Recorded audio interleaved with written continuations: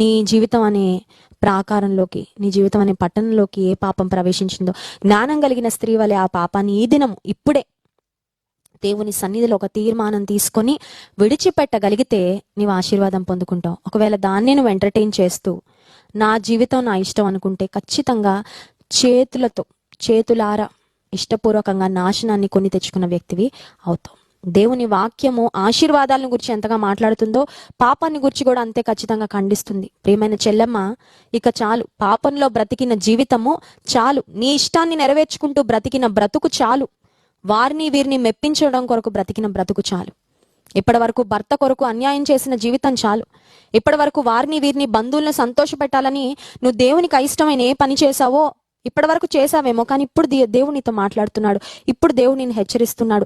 దేవుని మాటలకు నువ్వు స్పందిస్తే గొప్ప దీవెన పొందుకుంటావు. నీ హృదయంలోకి, ప్రభా ఏ పాపం నేను రానియనయ్యా, ఏ పాపం వచ్చిందో దాన్ని బయటకు తోసేస్తాను, తరిమేస్తాను, ఆ పాపాన్ని నేను ఛేదిస్తాను. యేసు రక్తము ప్రతి పాపం నుండి మనల్ని కడిగి పవిత్రులుగా చేస్తుందని దేవుని వాక్యంలో ఉంది.